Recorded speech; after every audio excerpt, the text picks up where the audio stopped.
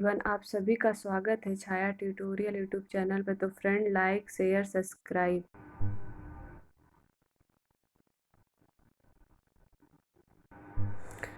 तो फ्रेंड, आज के इस वीडियो में हम बात करने वाले हैं। हेलो फ्रेंड, आप सभी का स्वागत है छाया ट्यूटोरियल यूट्यूब चैनल पे। तो जैसा कि हमारा ये फास्ट रिवीजन चल रहा है, जिसमें हम आपको एक वीडियो बनाए थे जिसमें आपका आर्टिकल 1 से लेके 11 तक आर्टिकल पढ़ा दिया गया, जिसमें आपका मतलब कि नागरिकता अनुच्छेद 5 से 11 पढ़ाया गया। आज आपका भाग 3 मूल अधिकार शुरू किया जाएगा, जिसमें बता दिया जाएगा कि आपका कौन कौन सा अनुच्छेद में क्या क्या है। तो फिर चलिए वीडियो स्टार्ट करते हैं। तो जैसे कि आपके अनुच्छेद 12 से 35 में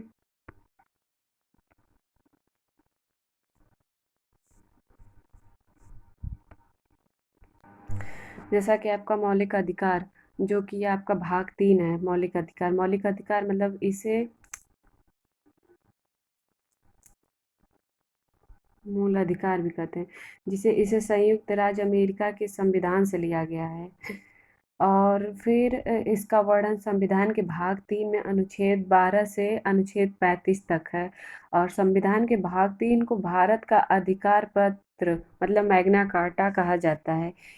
इसे मूल अधिकारों का जन्मदाता भी कहा जाता है, भाग 3 को। और आपके और मौलिक अधिकारों में संशोधन हो सकता है एवं राष्ट्रीय आपात के दौरान अनुच्छेद 352 जीवन एवं व्यक्तिगत स्वतंत्रता के अधिकार को छोड़कर अन्य मौलिक अधिकारों को स्थगित किया जाता है। जैसे कि आपके मूल संविधान में 7 मौलिक अधिकार थे, लेकिन 44वें संविधान संशोधन 1978 ईस्वी के द्वारा संपत्ति अधिकार, जो अनुच्छेद 31 एवं 19 को मौलिक अधिकार की सूची से हटाकर इसे संविधान के 301 के अंतर्गत कानूनी अधिकार के रूप में रखा गया। तो जैसे आप नोट में लिख जैसे जैसे 1931 में कराची अधिवेशन अध्यक्ष जैसे सरदार वल्लभ भाई पटेल थे, तो वो कांग्रेस ने घोषणा पत्र में मूल अधिकारों की मांग की, जो कि मूल अधिकारों का प्रारूप जवाहरलाल नेहरू ने बनाया था। और आपके मौलिक अधिकार 7 हैं, जिसमें कि पहला आपका समता या समानता का अधिकार, जो कि अनुच्छेद 14 से लेकर 18 तक है। और स्वतंत्रता का अधिकार, जो कि 19 से लेकर 22 तक है। शोषण के विरुद्ध का अधिकार, जो कि 23 से लेकर अनुच्छेद 23 से लेकर 24 तक है। और आपका चौथा है धार्मिक स्वतंत्रता का अधिकार, जो कि अनुच्छेद 25 से 28 है। और संस्कृति और शिक्षा संबंधी अधिकार, जो कि अनुच्छेद 19 से लेकर 29 अनुच्छेद 29 से 30 तक है। और अनुच्छेद 6वां आपका संवैधानिक उपचारों का अधिकार, जो कि अनुच्छेद 32। तो आपका 7वां हटा दिया गया है, जो कि संपत्ति का अधिकार था। तो चलिए स्टार्ट करें वीडियो। जैसे आपका पहला अनुच्छेद 12 में क्या कहा गया है इसमें अनुच्छेद 12 आपका अनुच्छेद 12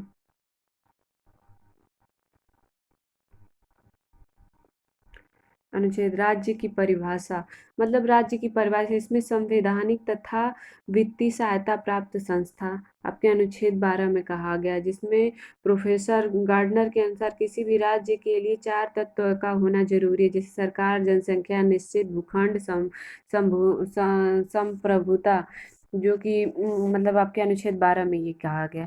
अनुच्छेद 13 में क्या कहा गया है कि मूल अधिकारों को असंगत या अल्पीकरण करने वाली विधियां, मतलब ऐसी कोई भी विधि मान्य नहीं होगी जिससे मूल अधिकारों का उल्लंघन हो, आपके अनुच्छेद 13 में कहा गया। अनुच्छेद 14 में क्या कहा गया?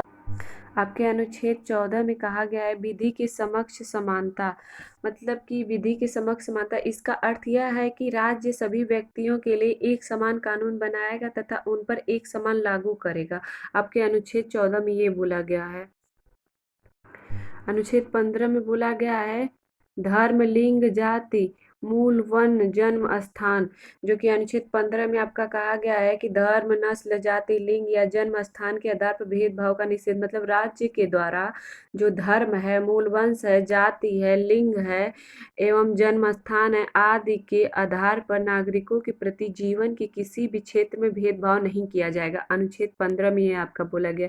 अनुच्छेद 16 में क्या कहा गया है कि लोक नियोजन में अवसर की समानता, मतलब कि अनुच्छेद 16 में कहा गया है कि राज्य के अधीन किसी पद पर नियोजन या नियुक्ति से संबंधित विषयों में सभी नागरिकों के लिए अवसर की समानता होगी।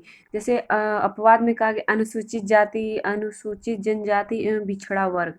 अनुच्छेद 17 में आपका कहा गया है अस्पृश्यता का अंत, मतलब कि अनुच्छेद 17 में ये बोला गया है कि अस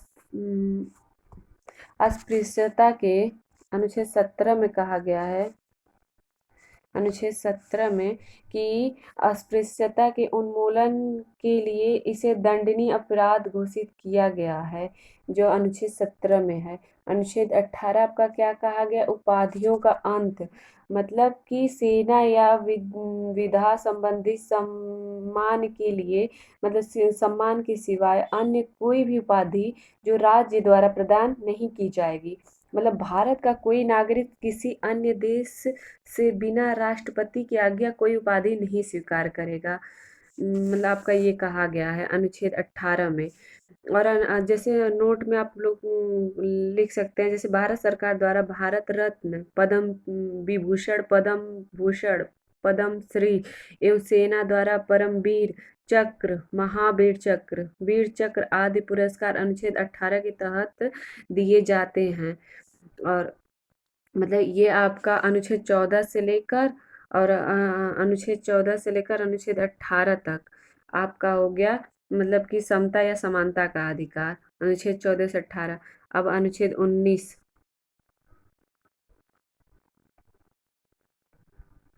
अनुच्छेद अनुच्छेद 19 आपका अनुच्छेद 19 क्या कहता है, वाक की स्वतंत्रता, मतलब स्वतंत्रता का अधिकार आपका है अनुच्छेद 19 से 22 तक। आपका अनुच्छेद 19 से 22 तक स्वतंत्रता का अधिकार है। तो जिसमें कहा गया है, अनुच्छेद 19 में कहा गया है कि वाक की स्वतंत्रता, मतलब कि मूल संविधान में 7 तरह की स्वतंत्रता का उल्लेख था, अब सिर्फ 6 है, जो कि अनुच्छेद F संपत्ति का अधिकार, 44वां संविधान संशोधन 1978, 1978, 1978, 1978 के द्वारा हटा दिया गया, जो कि अनुच्छेद 19A में कहा गया है कि बोलने की स्वतंत्रता, 19B में कहा गया है शांतिपूर्वक बिना हथियारों के एकत्रित होने और सभा करने की स्वतंत्रता, 19C में कहा गया है संघ बनाने की स्वतंत्रता, 19D में कहा गया है देश के किसी भी क्षेत्र में आवागमन की स्वतंत्रता, 19E में कहा गया है देश के किसी भी क्षेत्र में निवास करने और बसने की स्वतंत्रता, जैसे अपवाद में जम्मू कश्मीर, 19G में कहा गया कोई भी व्यापार एवं जीविका चलाने की स्वतंत्रता, जैसे कि नोट में आप लिख सकते हैं प्रेस की स्वतंत्रता का वर्णन 19A में ही है। अब 19B में क्या कहा गया है, अनुच्छेद 20 में क्या कहा गया है, अनुच्छेद 20 अपराधों के दोष सिद्ध के संबंध में संरक्षण, मतलब कि इसके तहत 3 प्रकार की स्वतंत्रता का वर्णन है। जैसे कि पहला में ले सकते हैं किसी भी व्यक्ति को एक अपराध के लिए सिर्फ एक बार सजा मिलेगी, और दूसरे में कहा गया अपराध करने के समय जो कानून है उसी के तहत सजा मिलेगी, ना कि पहले और बाद बनने वाले कानून के तहत। और तीसरे में बोला गया कि किसी भी व्यक्ति को स्वयं के विरुद्ध न्यायालय में गवाही के लिए बाध्य नहीं किया जाएगा। तो आपके अनुच्छेद 20 में यही कहा गया अपराधों के दोष सिद्ध के संबंध में संरक्षण। अनुच्छेद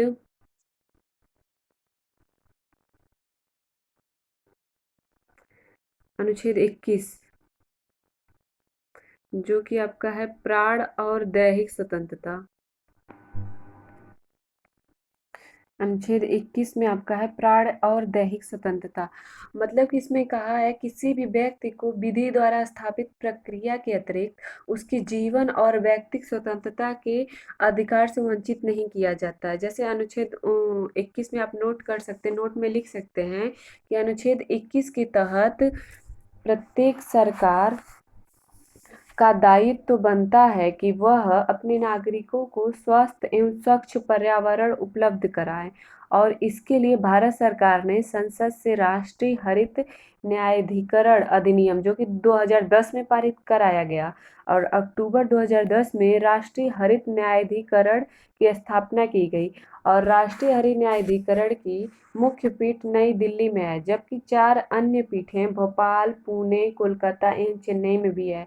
तो राष्ट्रीय हरित न्यायाधिकरण देश में पर्यावरण से संबंधित मामलों के लिए उत्तरदायी है, जो कि अनुच्छेद जैसे अनुच्छेद क में कहा गया कि राज्य 6 से 14 वर्ष की आयु के सभी बच्चों को ऐसे ढंग से जैसा कि राज्य विधि द्वारा अवधारित करे, जैसे निःशुल्क तथा अनिवार्य शिक्षा उपलब्ध कराए, जो कि 86वां संशोधन 2002 और ये कहा गया। तो आपके अनुच्छेद 21 में प्राण एवं दैहिक स्वतंत्रता का अधिकार है। अनुच्छेद 21 चलिए देखते हैं क्या कहा। अनुच्छेद 21 में कहा गया है कि 6 से 14 वर्ष के बच्चों को शिक्षा का अधिकार, मतलब कि 6 से 14 वर्ष के बच्चों को शिक्षा का अधिकार दिया जाएगा और उन्हें निःशुल्क अनिवार्य शिक्षा उपलब्ध कराएगा, जो कि 86वां संशोधन है आपका, जो कि 2002 में हुआ था। अनुच्छेद 21 में कहा जैसे कि जीवन जीने की स्वतंत्रता किसी भी व्यक्ति को वंचित नहीं किया जाएगा, आपके अनुच्छेद 21 में ये भी कहा गया है। और इसमें ये कहा गया है निजता के अधिकार का उल्लेख भी इसी के अंतर्गत है, जो कि अगस्त 2018 में जोड़ा गया, और गरिमा के साथ जीने का भी अधिकार आपके अनुच्छेद 21 में है। तो चलिए अब अनुच्छेद 22 बताएं क्या है। अनुच्छेद 22 कुछ दशाओं में गिरफ्तारी के संरक्षण, मतलब अनुच्छेद 22 में है कुछ दशाओं में गिरफ्तारी के संरक्षण, जो कि निरोध में संरक्षण भी इसको कर सकते हैं। अगर किसी व्यक्ति को मान लीजिए अगर किसी व्यक्ति को मनमाने ढंग से हिरासत में ले लिया गया है, तो उसे 3 प्रकार की स्वतंत्रता प्रदान की गई है, जो कि पहला आपका है हिरासत में लेने का कारण बताना होगा, और दूसरा आपका होगा 24 घंटे के अंदर आने जाने के समय को छोड़कर उसे दंडाधिकारी के समक्ष पेश किया जाएगा, और तीसरे में आपका है उसे अपने पसंद के वकील से सलाह लेने का अधिकार होगा। तो ये आपके अनुच्छेद 22 में है। अनुच्छेद 23 में आपका क्या है। अनुच्छेद 23 में आपके है मानव के दुर्व्यापार और बाल आश्रम, मतलब कि अनुच्छेद 23 में है कि इसके द्वारा किसी भी व्यक्ति की खरीद बिक्री बेगारी तथा इसे किसी भी प्रकार अन्य जबरदस्ती लिया हुआ श्रम निषिद्ध ठहराया गया है, जिसका उल्लंघन विधि के अनुसार दंडनीय अपराध है। मतलब कि नोट में आप लिख सकते हैं कि जरूरत पड़ने पर राष्ट्रीय सेवा करने के लिए बाध्य किया जा सकता है, अगर ज़रूरत पड़ेगी तब। मतलब अनुच्छेद 23 में ये आपका है कि किसी भी व्यक्ति से बलपूर्वक कार्य नहीं कराया जाएगा। और अनुच्छेद 24 में आपका क्या है कि कारखानों में बालक का नियोजन का प्रतिशत, मनुष्य मतलब कि प्रतिषेध, मतलब कि 14 से कम वर्ष वाले आयु वाले बालकों से आप कारखानों खानों या अन्य किसी जोखिम भरे काम पर नियुक्ति नहीं किया जा सकता। अनुच्छेद 24 में कहा गया है, जो कि बलात् कारखाना ट्रिक आपका था बताई हूँ। अगर आपको पूरा विस्तार से देखना है तो ये हमारा वीडियो यूट्यूब उसमें है। आज हम इस वीडियो में डिस्क्रिप्शन बॉक्स में इसका लिंक डाल देंगे, आप लोग विस्तार से पढ़िएगा। अनुच्छेद 25 में क्या कहा गया है, धर्म का आचरण और प्रचार करने की स्वतंत्रता, मतलब कि अंतःकरण और धर्म के अबाध रूप से मानने आचरण और प्रचार करने की स्वतंत्रता, कोई भी व्यक्ति किसी भी धर्म को मान सकता है और उसका प्रचार प्रसार कर सकता है। अनुच्छेद 25 में उसकी स्वतंत्रता है। अनुच्छेद 26 में क्या कहा गया है कि धार्मिक कार्यों के प्रबंध की स्वतंत्रता, मतलब कि कोई भी व्यक्ति अपने धर्म के लिए संस्थाओं की स्थापना व पोषण करने की विधि संपन्न संपत्ति के अर्जन और स्वामित्व व प्रशासन करने का अधिकार आपके अनुच्छेद 26 में है, ये कहा गया। अनुच्छेद 27 में आपका है कि राज्य किसी भी व्यक्ति को ऐसे कर देने के लिए बाध्य नहीं करेगा जिसकी आय किसी विशेष धर्म या धार्मिक संप्रदाय की उन्नति या पोषण में व्यय करने के लिए विशेष रूप से निश्चित कर दी गई है।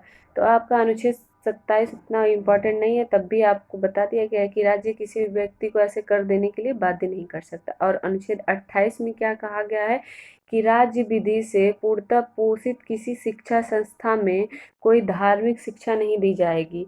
ऐसे शिक्षण संस्थान अपने विद्यार्थियों को किसी धार्मिक अनुष्ठान में भाग लेने या किसी धर्मोपदेश को बाला सुनने हेतु बाध्य नहीं कर सकते। अनुच्छेद 28 में ये कहा गया है। अनुच्छेद 29 आपका क्या है? अल्पसंख्यक वर्गों के हितों का संरक्षण, मतलब कि कोई भी अल्पसंख्यक वर्ग अपनी भाषा, लिपि और संस्कृति को सुरक्षित रख सकता है और केवल भाषा, जाति, धर्म और संस्कृति के आधार पर उसे किसी भी सरकारी शैक्षिक संस्था में प्रवेश से नहीं रोका जाएगा। आपके अनुच्छेद 29 में ये बात बोला गया है।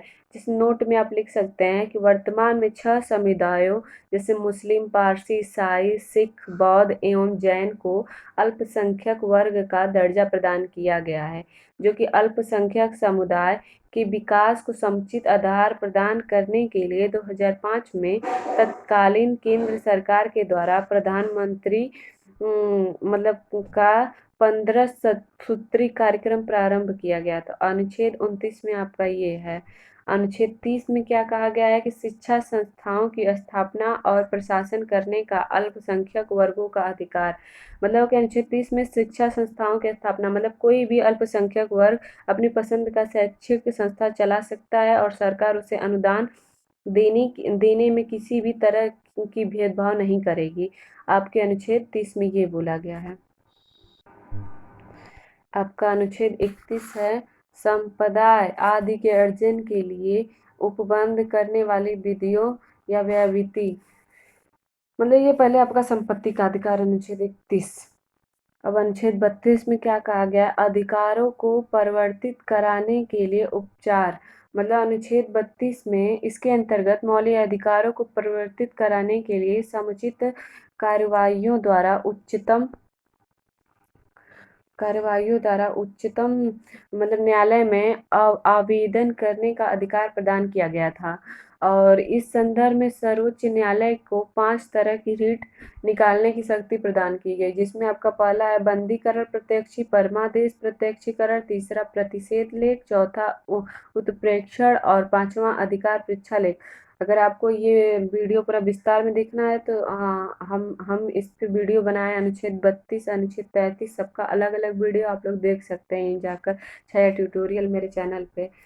तो फिर आपका अनुच्छेद 33 में क्या कहा गया? अनुच्छेद 33 के द्वारा प्राप्त अधिकारों का बलों आदि को लागू होने में रूपांतरण करने की संसद की शक्ति, मतलब कि अनुच्छेद 33 में आपका ये कहा गया है।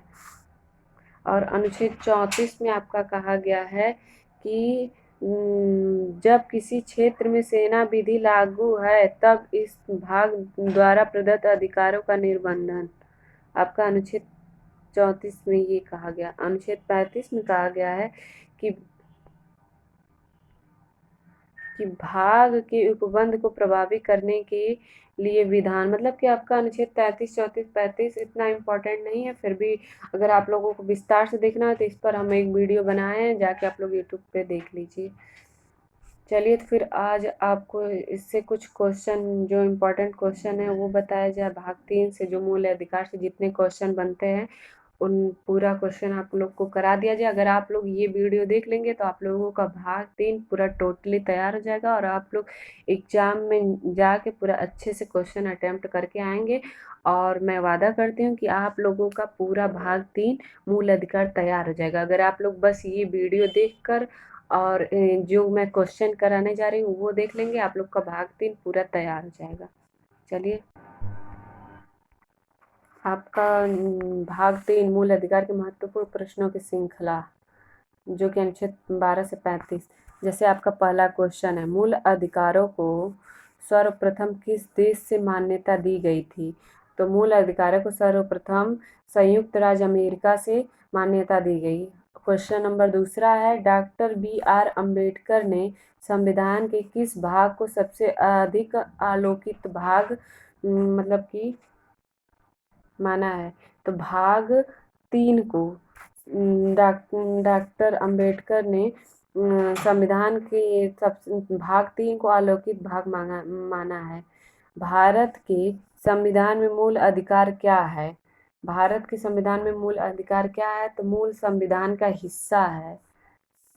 क्वेश्चन नंबर 3 आपका। और क्वेश्चन नंबर चौथा क्या है? मौलिक अधिकारों का निलंबन कौन कर सकता है? तो मौलिक अधिकारों का निलंबन आपके राष्ट्रपति कर सकते हैं। और क्वेश्चन नंबर आपका है, मौलिक अधिकारों के बारे में सुनवाई करने का अधिकार किसको है? तो सर्वोच्च न्यायालय को मौलिक अधिकारों के बारे में सुनवाई करने का अधिकार है। क्वेश्चन नंबर नेक्स्ट, भारतीय संविधान का अस्पृश्यता उन्मूलन किस अनुच्छेद में है? तो भारतीय संविधान में अस्पृश्यता उन्मूलन अनुच्छेद 17 में है। मौलिक अधिकारों का मुख्य उद्देश्य क्या है? तो मौलिक अधिकारों का मुख्य उद्देश्य है व्यक्तिगत स्वतंत्रता को सुनिश्चित करना। आपके मौलिक अधिकार का मुख्य उद्देश्य है। नेक्स्ट क्वेश्चन है, स्वतंत्रता का अधिकार किस अनुच्छेद में वर्णित है? तो स्वतंत्रता का अधिकार आपका अनुच्छेद 19 से 22 तक में वर्णित है। नेक्स्ट क्वेश्चन है आपका, सूचना का अधिकार किस अनुच्छेद में जोड़ा गया है? तो सूचना का अधिकार आपका अनुच्छेद 19A में जोड़ा गया है। नेक्स्ट क्वेश्चन आपका है, शिक्षा का अधिकार किस अनुच्छेद में जोड़ा गया है? तो शिक्षा का अधिकार आपका अनुच्छेद 21A में जोड़ा गया है। और नेक्स्ट क्वेश्चन है, अनुच्छेद 24 में मौलिक अधिकारों में क्या वर्णित है? तो अनुच्छेद 24 में मौलिक अधिकारों में बच्चों को शोषण के विरुद्ध का अधिकार है। फिर आपका है, संपत्ति का अधिकार कैसा अधिकार है? नेक्स्ट क्वेश्चन है, तो संपत्ति का अधिकार कानूनी अधिकार है। नेक्स्ट क्वेश्चन, धार्मिक स्वतंत्रता का अधिकार किस अनुच्छेद में है? तो धार्मिक स्वतंत्रता का अधिकार अनुच्छेद 25 में है। नेक्स्ट क्वेश्चन, मौलिक अधिकारों में संशोधन का अधिकार किसको?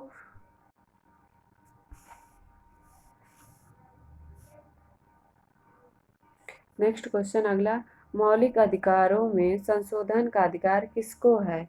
तो मौलिक अधिकारों में संशोधन का अधिकार संसद को है। किस वाद में, नेक्स्ट क्वेश्चन अगला क्वेश्चन, किस वाद में संसद को मौलिक अधिकारों में संशोधन का अधिकार दिया गया है? तो मतलब कि किस वाद में संसद को मौलिक अधिकारों में संशोधन का अधिकार दिया गया है? तो केशवानंद भारती वाद में दिया गया है मौलिक अधिकारों में संशोधन। मतलब कौन सा, नेक्स्ट क्वेश्चन आपका अगला है, कौन सा मूल अधिकार विदेशी नागरिकों को प्राप्त नहीं है? तो अभिव्यक्ति की स्वतंत्रता का अधिकार विदेशी नागरिकों को नहीं है। और आपका नेक्स्ट क्वेश्चन है, मतलब कि अभी विदेशी लोगों को अभिव्यक्ति की स्वतंत्रता का अधिकार नहीं है। अगला क्वेश्चन है, 6 से 14 वर्ष की आयु तक शिक्षा का अधिकार कैसा अधिकार है? तो 6 से 14 वर्ष की आयु तक शिक्षा का अधिकार मूल अधिकार आपका माना गया है। अगला क्वेश्चन है, बी.आर. अम्बेडकर ने किसी संविधान का हृदय एवं आत्मा की संज्ञा दी गई है? तो बी.आर. अम्बेडकर ने आपके संवैधानिक उपचारों का अधिकार जो था उसे ही हृदय एवं आत्मा की संज्ञा दी गई है। क्वेश्चन नेक्स्ट है, मौलिक अधिकारों को लागू करने एवं रीट का कहाँ दायर की जाती है? एवं रीट करने के लिए रीट कहाँ दायर की जाती है? तो मौलिक अधिकारों को लागू करने एवं रीट के लिए आपका उच्चतम न्यायालय में दायरा की जाती है। अगला क्वेश्चन है, किस याचिका का शाब्दिक अर्थ होता है हम आदेश देते हैं? तो परमादेश याचिका का शाब्दिक अर्थ है हम आदेश देते हैं। क्वेश्चन अगला है, सूचना का अधिकार किस राज्य में लागू नहीं है? तो सूचना का अधिकार आपके जम्मू कश्मीर में लागू नहीं है। किसी कैदी को न्यायालय के समक्ष प्रस्तुत करवाने के लिए किस रीट की आवश्यकता है? ये आपका क्वेश्चन है। तो बंदी प्रत्यक्षीकरण, जो कि आपको कैदी को न्यायालय के समक्ष प्रस्तुत करने के लिए बंदी प्रत्यक्षीकरण रीट की आवश्यकता होती है। अगला क्वेश्चन है, नेक्स्ट क्वेश्चन, व्यक्तिगत स्वतंत्रता के लिए कौन सी रीट दायर की जा सकती है? तो व्यक्तिगत स्वतंत्रता के लिए हैबियस कॉर्पस रीट दायर की जा सकती है। अगला क्वेश्चन है कि मूल अधिकारों पर प्रतिबंध लगाने का अधिकार किसके पास है? तो संसद के पास आपका मूल अधिकारों पर प्रतिबंध लगाने का अधिकार है। और अगला क्वेश्चन है, प्रेस की स्वतंत्रता किस अधिकार में निहित है? तो भाषण की स्वतंत्रता में प्रेस की स्वतंत्रता का अधिकार निहित है। और अगला क्वेश्चन है, संविधान के अनुच्छेद 23 में किसका वर्णन है? तो संविधान के अनुच्छेद 23 में शोषण के विरुद्ध का अधिकार है का वर्णन किया गया है। आपका लास्ट क्वेश्चन है कि संपत्ति के मौलिक अधिकार को किस संशोधन द्वारा समाप्त किया गया? तो संपत्ति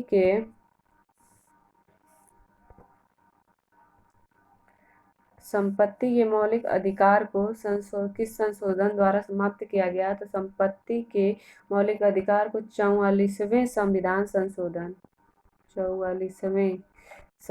संशोधन द्वारा समाप्त किया गया। तो फ्रेंड आज